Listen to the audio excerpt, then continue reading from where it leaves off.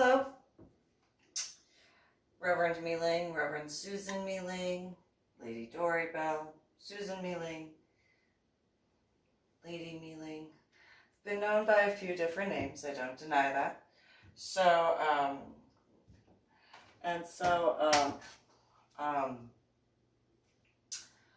going to talk about something different. I don't know whether or not it'll actually be uploaded. However, it's kind of important. At least I think it is. So, there was a point in time when I was volunteering at this place called 9 Lives Books. And there was a particular female named Lisa Williams. And she went by claiming that she was an animal whisperer. And that was part of how she got Suzanne to do certain things. And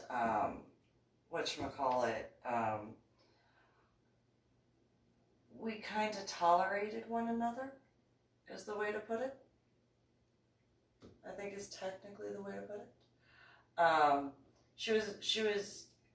I kind of got along with her in certain regards, and then there were other aspects where it was one of those, I didn't really, how do I put it? I tolerated her. That's realistically the nicest thing I can say, is that I tolerated her. And so she was friends with Cactus Jack, also known as Jeffrey Kirkendall Jr., and also Jamie Robles, and or Lazy Eye, as she said. And I didn't really like the feeling I got off of her, but she was there well before I was, so I thought that it was more along the lines of Lisa Williams's issues in various ways. Again, she claimed to be an animal whisperer, but she could not stand the cat sanctuary that was a part of the bookstore. And I did not understand that at all.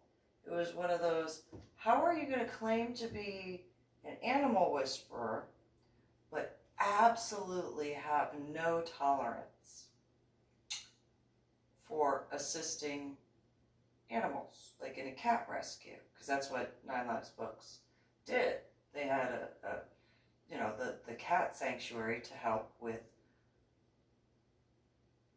getting animals adopted. And so it just never made sense to me. And I didn't want to stir anything up. So it was one of those, I don't understand that.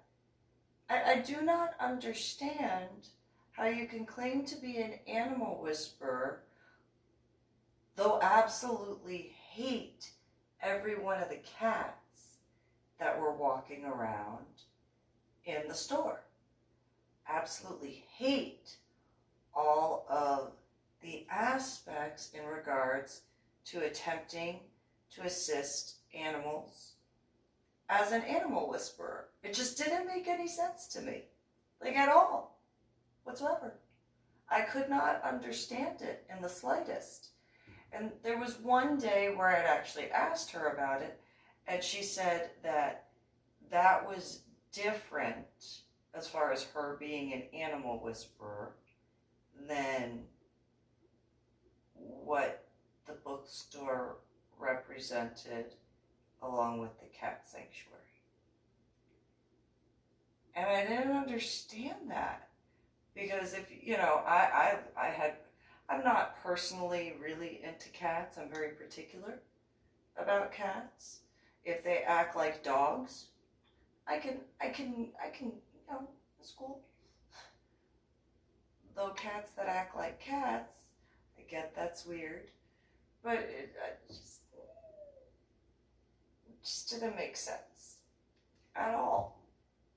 And so Lisa would come to the back where the online book stuff was, and she would go on and complain about the fact that in that section of the store is where all of the stuff was that went online, and none of the cats were back there. And so she would complain that I would be in my volunteer area and there were no cats running around. And I explained to her, I said, the cat stuff will affect the books. They will, like, the cat stuff will decrease the value of every book that is going to make Suzanne and Michael money. Like, I mean, how do you not notice the smell? I have allergies. So, you know, and then with the headaches and migraines, that elevates the sensitivity.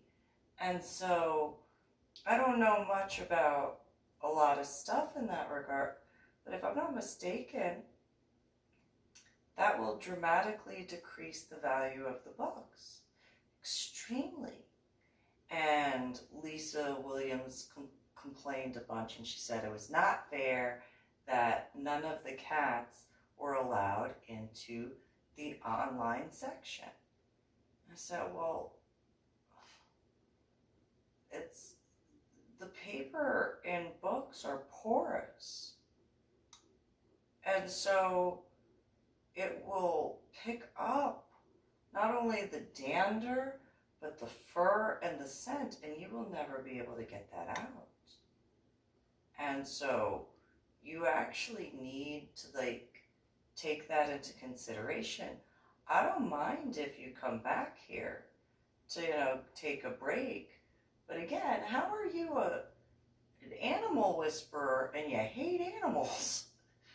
I just don't understand that at all. And so she was, Lisa Williams, she was in charge of, well, she was a manager, actually, of Nine Lives Books. She was a manager of the main area. She had repeatedly, she tried to get me to be jealous of her, and I just did not understand it. You know, she was like, look, I've got keys. Okay. What does that mean? What is it? What do I care about keys? And she was like, oh, you know, keys are important. Well, yeah, keys are important. They are. But I don't understand why you're flashing your keys around like I'm supposed to care. She was like, and she would, you know, well, manager and da-da-da, if you understood, you know, actual business things, you'd be impressed. I'm still trying to figure out how you're an animal whisperer and you hate animals. That's kind of like, that's the quandary for me, where I don't understand how you can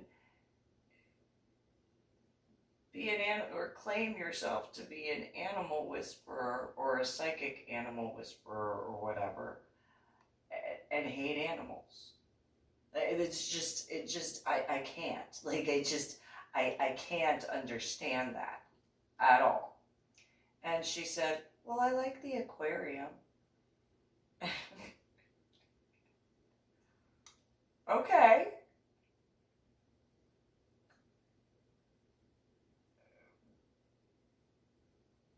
I still don't understand how you don't like cats. And she said, well, I don't like dogs either. How are you an animal whisperer and you don't like cats or dogs? How does that work? I don't understand that at all. And so she went on this varying tirade, and it was one of those, I don't understand that. Well, she had told me a bunch of different things as far as, like, psychic stuff. And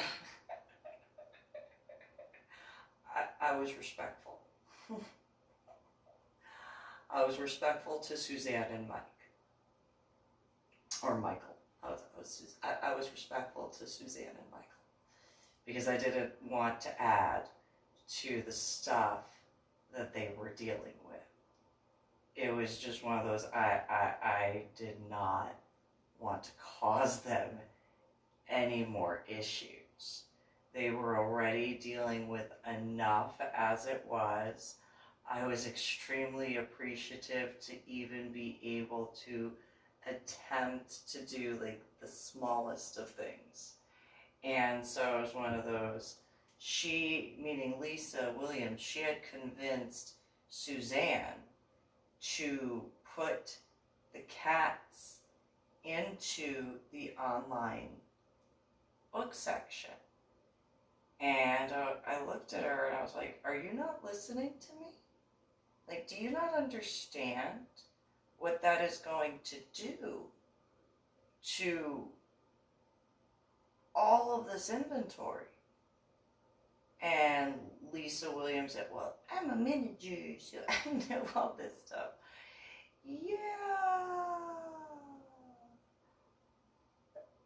But I don't think so. I think in this regard, you're very wrong. Because I don't think that they're, like, when I list the books, they're all in really good condition. That's why, like, some of them are in fantastic condition, especially for the age of them. And, you know, you're literally depreciating the value by convincing Suzanne to put the books in the same section as the foster cats. And then not only are you doing that, but you're also having people who are not necessarily people who should be around the online book stuff, and they can walk, they will, because of the way it was set up, they will walk right past the most expensive inventory for Suzanne and Michael. And there's no case for them to be locked behind. I mean, if you're a manager, you're not a really good one. Not trying to be rude. I'm just saying. Like, and then she, you know, I got keys, so that's special. Yeah, sure. Or you're not paying attention to the fact that not only are you exposing the inventory to cat smells, and not just like one cat, but a whole bunch. And she was like, oh, I can handle that. And it's like, or not, or not, you know, you're, and then you're putting, because of the way it was set up, nobody wanted to listen to me on that one. Not only did they not want to listen, and I spoke with several people, and nobody wanted to listen to me. And then the other aspect was, you are literally putting, so like the best way for me to essentially describe it is, so you have this section right here, so this book right here is the inventory of all the expensive books, okay? Like all of the high dollar items and stuff like that went on Amazon. And then behind over here is where the foster cats were. And here was the door to walk in. So in order for you to get to here, you had to go here and then go around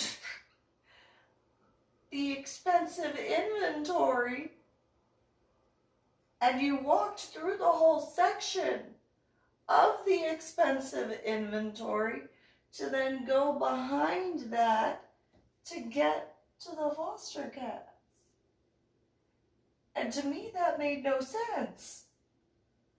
I mean, I know that I have issues with like memory deficits and cognitive disorders, and I went from college algebra with trigonometry and calculus to second grade math.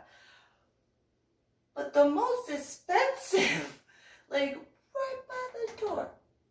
And it made no sense to me. Nobody wanted to listen to me. And then, the foster cats were lined in their kennels, like all along, like on the opposite side, all along. And it made no sense to me whatsoever. And nobody wanted to listen to me. I take that back. Daniel listened. We both agreed on that. Although Daniel's aspect was more along the lines because he did collector stuff. And then the same thing with Ken Westmeyer.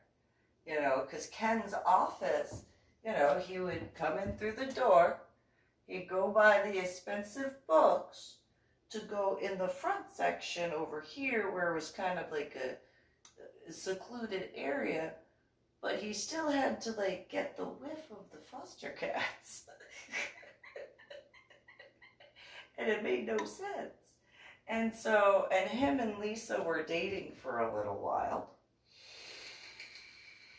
I don't know if they're still dating or what, but there was a point where, Ken Westmeyer was working in the office, and Lisa and him were dating, and Daniel was really worried about that. He was like, I don't like that feeling. And I was like, why? Because I just don't like that feeling. I think that Ken is being taken advantage of. And I was like, I can see that. I can see that really easily. I can see that. I agree with you on that. I very much agree with you on that. And right after Daniel had said that, which I have to pause right there, pun intended, and kind of go back a little bit. So before the situation was changed where behind the expensive books and the area where the office was with the safe and the computer and stuff like that, because that was something that Lisa pointed out. I had spoken with Ken Westmeyer, I don't know how many times. I didn't know that there was a safe in there at all. It wasn't until Lisa pointed it out. Look, there's a safe right here. Oh. When did that get put there?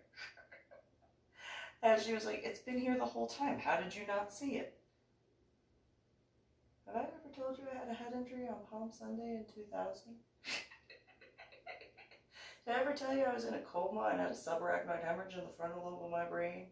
Where I have like memory issues and cognitive disorders and went from college algebra with trigonometry and calculus to second grade math? And she looked at me, she's like, yes, I've heard you say that a whole bunch of times. That's probably how I didn't notice that there was a safe there. Like, one of those aspects. It's probably why I didn't even know there was a safe there until you pointed it out.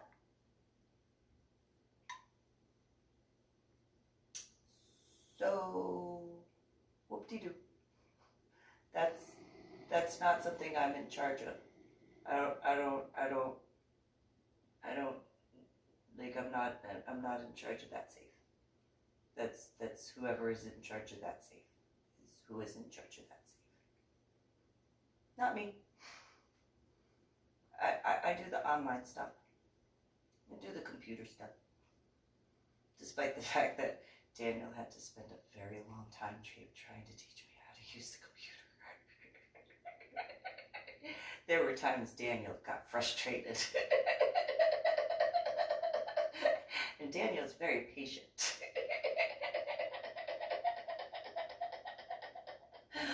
But Daniel got frustrated. There were points in time where I wondered if Daniel wanted a cigarette, despite the fact that he did not smoke. Because of how difficult it was to teach me how to do simple things on the computer. I'm sure that there is some, anyway. So before the aspects of that and after, well, after the aspects of that, but before the aspects of this, there was a situation. Daniel and I were at Jim's on Huebner and I-10. It's a phone call that came through, and we had to get back to 9 Lives really quickly. The day or the week before this happened, I was carrying a bunch of the expensive inventory to the back to label and stuff like that, do that sort of stuff. And this female runs up to me while I have a massively huge stack of books in my hands. Like, my hands were down here, but the books were like up here. And so I'm trying to like not drop any of the books. I know I could have probably done more than one trip, but at the same time, I could carry them. And so female runs up to me and she goes, "I need kitty litter stat." And so I have the books and I gotta,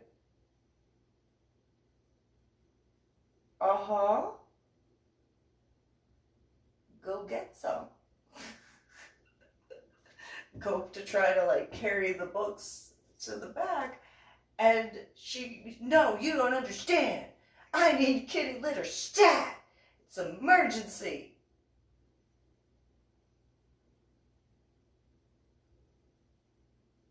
I kind of got my hands full of books. One of these books is a lot more expensive than a whole bunch of kitty litter. Not trying to be rude, but it's expensive. So, mind getting out of my way so that you can go get your kitty litter?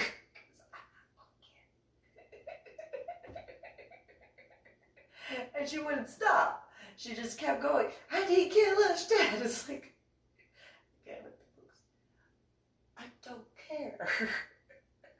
I kind of got some stuff in my hands. Or hold on, let me do it this way so that way you could really know where. It kind of has some stuff. It's kind of expensive. And I'll just pretend that the stack went up that far. And I can't, like, drop these.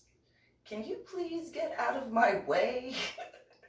So that way I could put these down and not drop any and break any spines.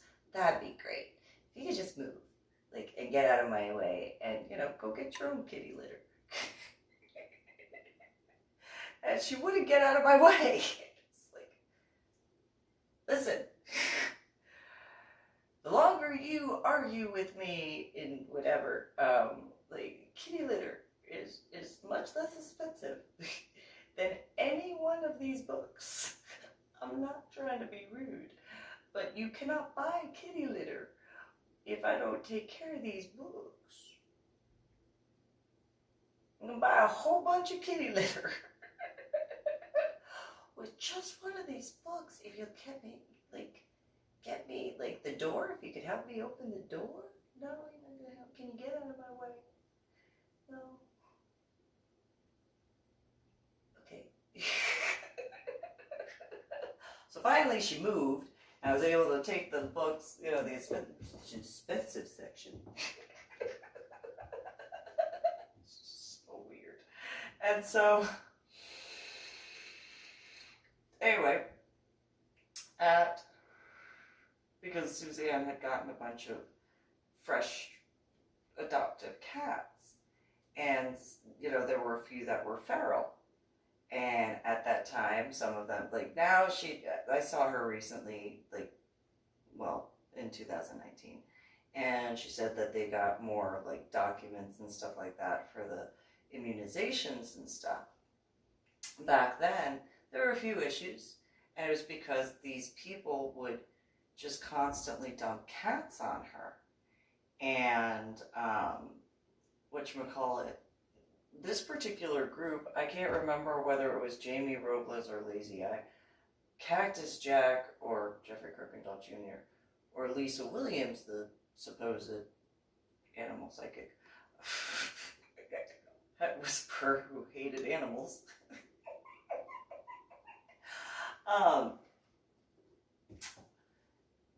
And I knew all three of them were friends.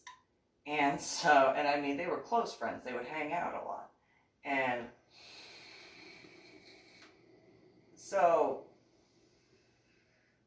I think all three of them knew whoever it was that brought the cats as far as into Suzanne's sanctuary after the kitty litter stat issue. I need to get these books online for sale. Stat. That's more important than your kitty litter. Can't buy kitty litter without this. Just saying.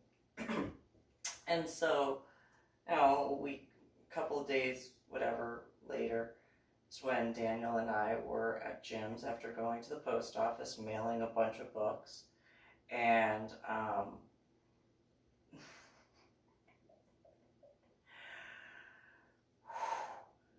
we're sitting at Jim's talking with the guys, because, you know, there were a bunch of guys that would sit in the smoking section. We all sit around, we talk for a while, you know, and just, you know, some retired military guys who just sit and talk and smoke, like, you know, happens. And, well, at least when there was a smoking section before it was made to go outside. And so, you know, so we'd sit and we'd talk, and one day, you know, phone issues, and Lisa Williams called me and she said, do you have a first aid kit? I know you're kind of usually prepared. Yeah, I got a first aid kit. Why doesn't the store have a first aid kit is my question. Especially having cats in the store, not forgetting, like,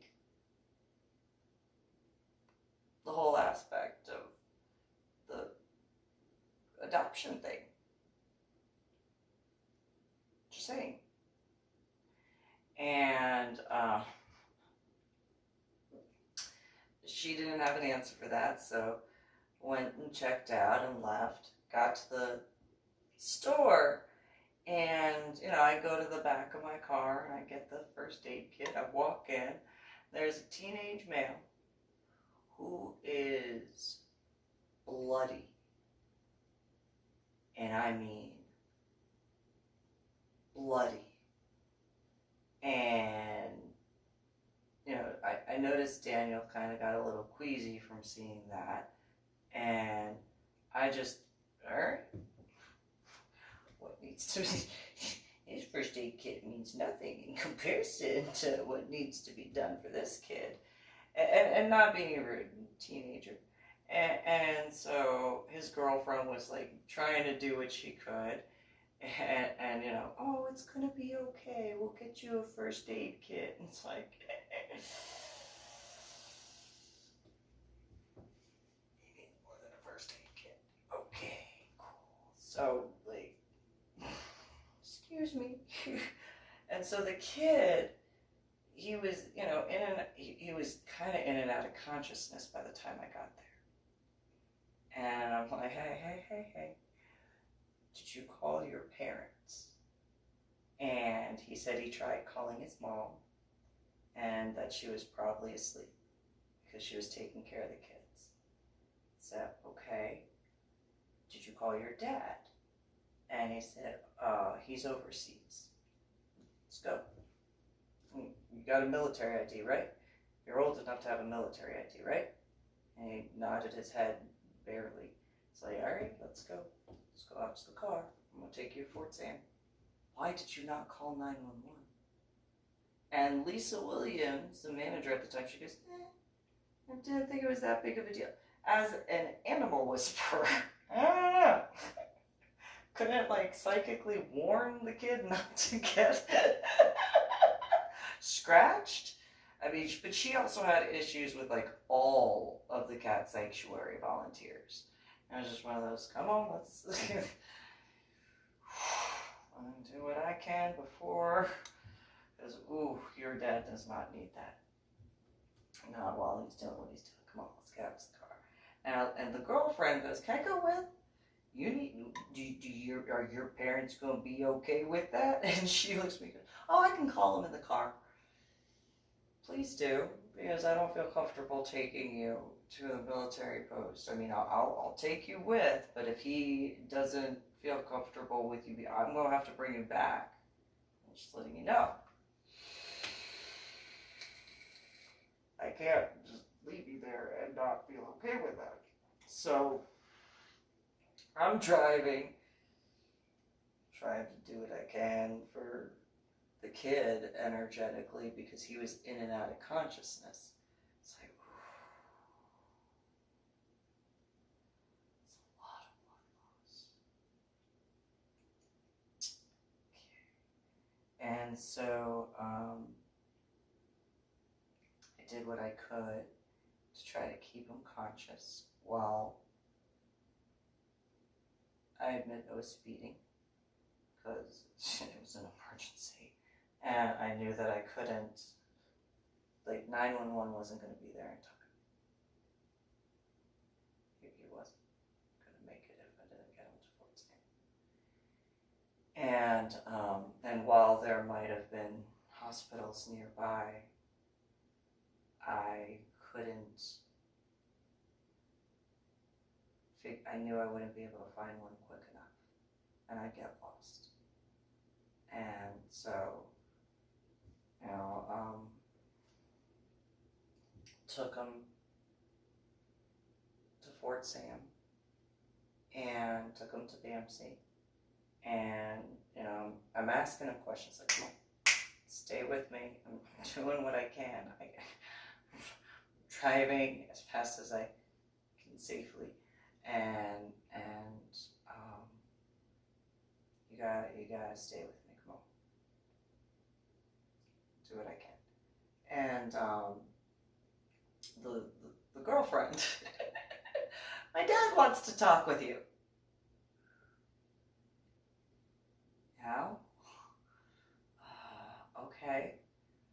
And so I took the phone, and I wasn't trying to be rude on the phone at all. It was just one of those, like, I'm trying to take care of this kid and make sure that while his dad is doing whatever his dad has to do, and his mom is able to, like, do what she has to do. Like, I gotta, yeah, what? And then on top of, like, speeding, and I admit it, but also being zapped by the cell phone on top of that, so I was okay. Yeah, and he's like, oh, can I take you out for coffee? It's like, no, not right now. I'm a little busy.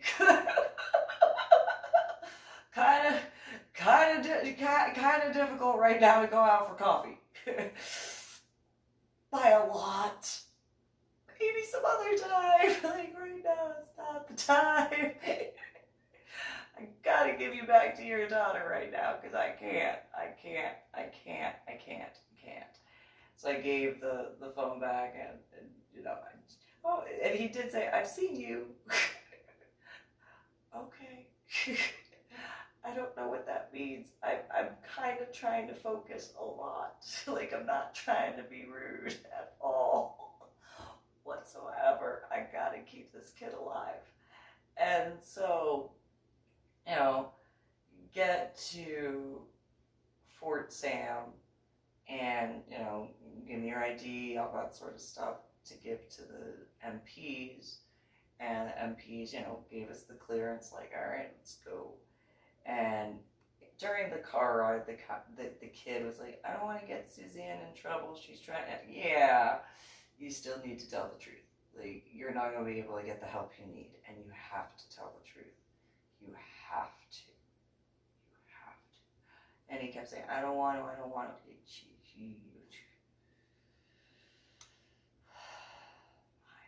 So, got the kid into the emergency room. He was sitting in a wheelchair, and get to the, you stay with your boyfriend.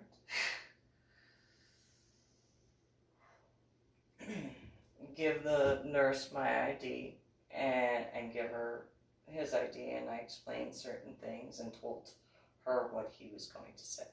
It's like, I don't want to get Suzanne in trouble either.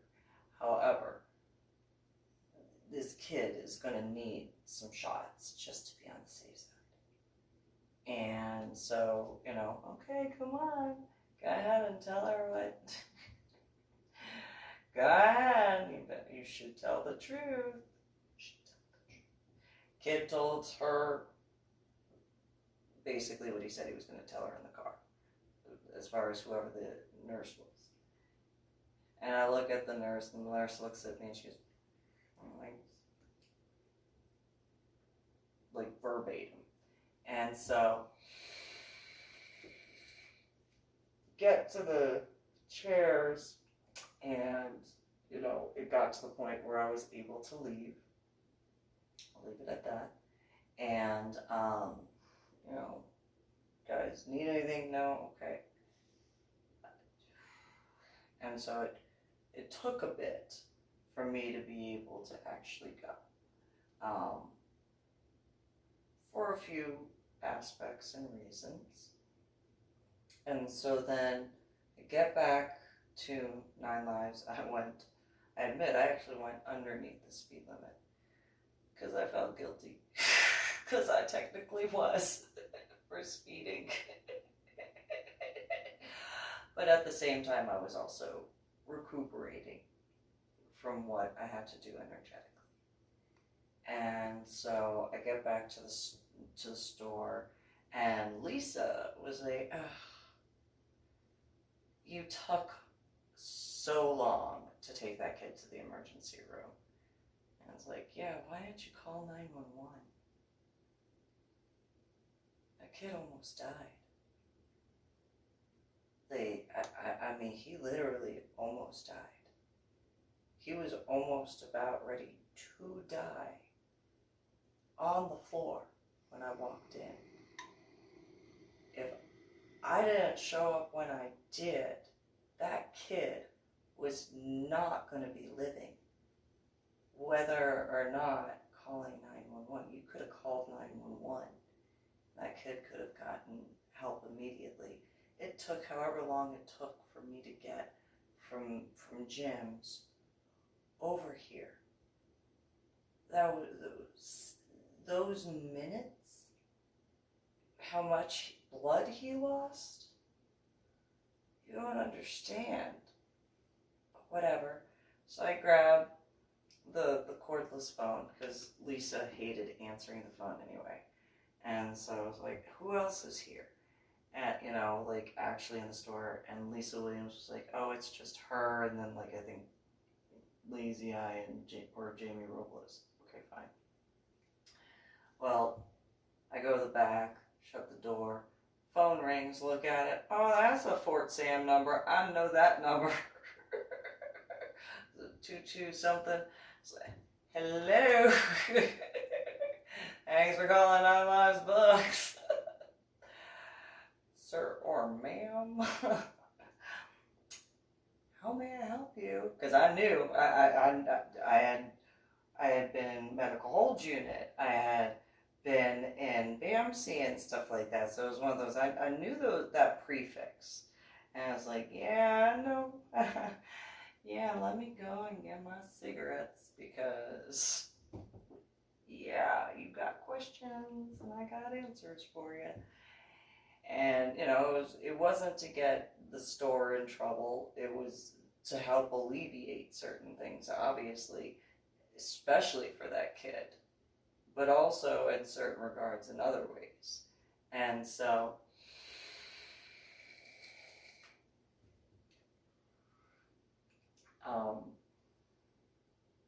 went and spoke with whoever it was that called from essentially animal control. And it's one of those, I didn't even know Fort Sam Houston had that. I was stationed there. And yeah, I was in medical hold, so what do I know? You know, whatever. And so spoke with that guy for a while and gave him the information. And then shortly afterwards, that's when Lisa Williams had convinced Suzanne to put all of the foster cats into the back. So again, expensive books, go around the back of the expensive books to go have like the foster cats. And those who have ever been around, and they didn't get the like non-stinky cat litter, you know, like where it like has the pretty fragrance and stuff like that. They got the cheap cat litter, so you could smell one cat, not mentioning like however many cats were in there. It's one of those, I don't really think that's a smart idea. Like, what did you do? What did Suzanne do to piss you off? To like completely do that to the store? And, you know, like, and then Lisa Williams would, well, it's not really Suzanne's store, it's Michael's store. Okay, what did Michael do to you to piss you off so much that you would do that? Like, I'm just saying, like, seriously, come on now. And so Lisa Williams, she just, I don't like his attitude. What do you mean you don't like his attitude? I've spoken with Michael a whole bunch of times. He is very nice. I haven't had any problems with him. And Lisa Williams was like, what do you mean you've spoken with? She actually got mad that I spoke with Michael.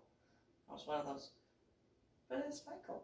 Like, he's very, he is standoffish because he's protecting himself. You don't understand.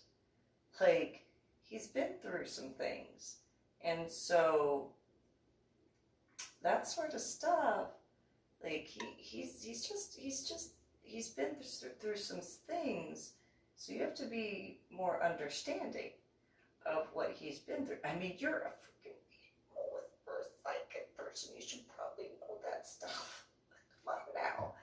And Lisa Williams got offended by that. She's like, well, I've seen you speak with Michael. Yeah, I have.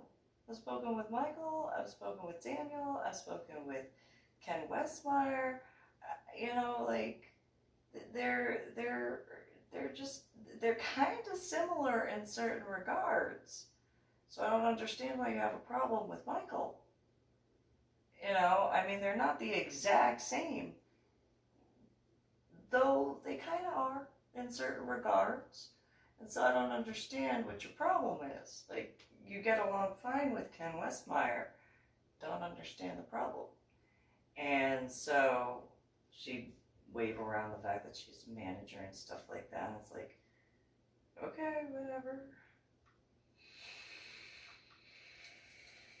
Is what it is.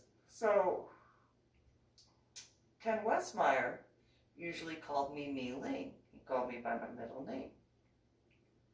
And because he knew too many people named Susan, and then there was Suzanne in the store. So, you know, he was just like, I'll just call you MeeLing. Is that okay? Yeah, that's fine. That's fine, Ken. No big deal. And Michael was like, well, what does MeeLing mean? I've studied Chinese words. Oh, well, it means lotus blossom and innocent flower. It means what? Yeah, it's Cantonese. And he's like, well, it should be MeeLing. No, you're thinking of Mandarin. My great-grandfather was Cantonese. My great-grandmother was Mandarin. So MeeLing is Cantonese. And you've studied Mandarin. There's a really big difference between Mandarin and Cantonese. And so if you've studied Chinese, most likely you've studied Mandarin. And he went, well, no, I can research. Well, go ahead and research it. But yeah, MeeLing is Cantonese. You have to be able to find texts pre-Mao Ze Tong. And if you can't find texts pre-Mao Ze Tong, it's because of what Mao Ze Tong did. But MeeLing is Cantonese. It means lotus blossom and innocent flower. My great-grandfather was adamant about my middle name. Like, that was the one thing, like, that was the only thing that Anna was, like, she had to do that. And so he was like, well, it usually is, Ken Westmeyer then said, well, it's usually MEILING. Why is the L capitalized again? Like I told Michael, it's Cantonese. Cantonese is different from Mandarin. So the aspects of the way certain words are spelled in American is different than the way certain things are spelled in Mandarin. It's because of the class system before Mao Ze Tong. And Mao Ze Tong had changed everything to Mandarin because of the Communist Party. So my great-grandfather was very adamant about that for me. He was actually infuriated with my biological mother for not putting the Chinese middle name that he had picked for her. And he had essentially put a curse on Anna because she did not listen and did not respect his wishes. And her excuse to him was that Patricia was born on his birthday, and he was highly insulted that that was her excuse, because Patricia was supposed to have the Chinese middle name as well. And the irony is she actually looks far more Asian than I do. So, yeah. And then in regards to the discussions, Daniel, because there were a few times that it was all three of them along with me and we'd talk, and Daniel was like, well, what does Susan mean? Oh, Susan means lily, as well as paleface. Which is kind of ironic when you think about it. And they were like, why? Well, because I don't look Chinese now, do I? No, you do not. Not at all. You look like you look like a Chinese cartoon character, you know, but like in life size. Oh, what does that mean? What Chinese cartoon character? And they're like, you had a head injury when? On Palm Sunday in 2000. Why? And they're just, oh my God, what? Did I do something? What did I do? What did I do? What did I do now? And this was before that situation with the kitty litter stat, which is obviously before the situation with the expensive books. And then the butter gets put behind it, and just, yeah, it was, yeah.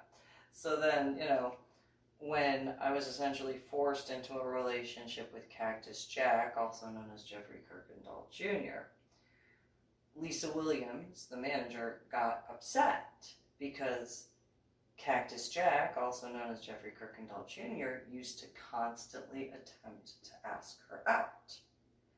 And when he and I were in a relationship, she got upset. Despite the fact that she was involved with Ken Westmeyer, it made no sense whatsoever to me, because it was just like, do you have to be the center of attention at all times? Apparently the answer was yes. Because anytime she saw that I was speaking with any of the guys, oh, Daniel, I need your help here. Okay, well, I guess I'll just take it to the back on my phone. Oh, Michael, I need you to look over this. Okay, I'll just go take these. Where do I need to take these? Or, oh, Ken, you need to come and look at this. Well, I'll talk with you later, Ken. Have a good one. Just go to the back. Whatever, I need to take care of. So yeah, it was a very odd aspect. And then there was a psychic fair commercial that Suzanne wanted to do for the store because Lisa Williams had convinced her to do it. And so she wanted to get like a bunch of the people and stuff like that. And Lisa was infuriated because of the fact that there was a supposed, I didn't even get to see the actual commercial until much later. And, you know, Lisa Williams was, you got so many seconds in the commercial and I got this many seconds. You counted? Okay, whatever. And so, you know, at that time I did have the hair color and the haircut, but not the sides. It was longer on the sides.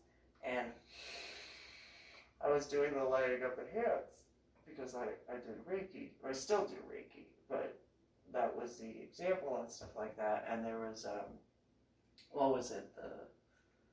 It was a husband and wife who had done some lyrical folk type music and stuff like that.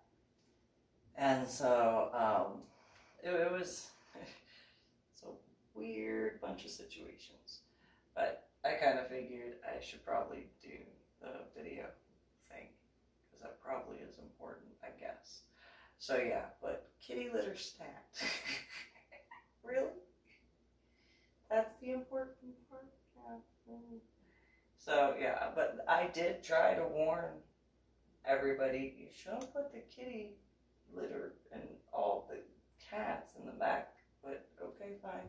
And I still don't understand how Lisa Williams, being a psychic animal whisperer, supposedly, could hate animals as much as she did. Just made no sense. At all. And then there were times where she actually saw me walking past the aquarium. And it just, fishy, fishy. And they, you know, the different fish would come up to the frenzy.